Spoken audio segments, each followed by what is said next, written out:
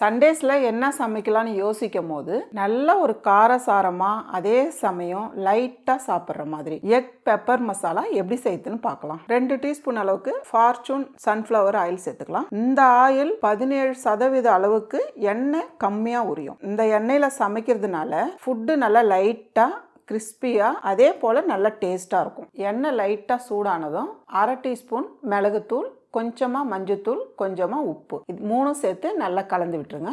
6 முட்டை வேக வச்சு 2 கட் பண்ணி வச்சுருக்கேன். இப்போ இது ஒரு பீஸாக சேர்த்துக்கலாம். சேர்த்துட்டு மீடியமான தீயில் 2 பக்கமும் பரட்டி விடுங்க.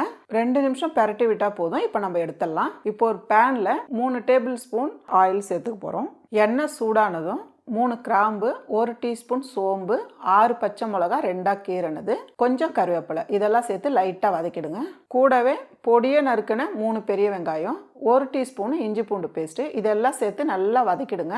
இந்த அளவுக்கு வதங்கினதும் 2 பெரிய தக்காளி அரைச்சி வச்சுருக்கேன், இதையும் சேர்த்து நல்லா வதக்கிடலாம். தக்காளி நல்லா வதங்கினதும் 2 teaspoon pepper, 1 teaspoon garam masala, 1/4 teaspoon மஞ்சத்தூள், தேவையான அளவு உப்பு, இதெல்லாம் சேர்த்து நல்லா பரட்டி விட்டுருங்க.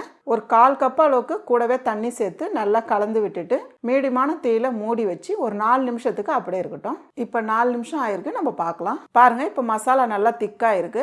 நம்ம வறுத்து வச்சிருக்க முட்டை ஒரு பீஸாக சேர்த்துக்கலாம். முட்டை சேர்த்துட்டு இந்த மசாலா கூட நல்லா கலந்து விட்டுருங்க. இப்போ ஒரு 2 நிமிஷத்துக்கு நம்ம மூடி வைக்கலாம். பாருங்கம்மா, 2 நிமிஷம் ஆயிடுச்சு. நம்ம இப்போ பார்க்கலாம். பொடியை நறுக்குன்னு கொத்தமல்லி சேர்த்துக்கலாம். கொத்தமல்லி சேர்த்துட்டு அப்படியே லைட்டாக பரட்டி விட்டுருங்க. அவ்வளோதான், நல்ல ஒரு சூப்பரான எக் பெப்பர் மசாலா ரெடி. ஃபார்ச்சூனில் சமைக்கிறதுனால ஃபுட்டு நல்லா ரிச்சாக லைட்டாக ஃபீல் ஆகும்.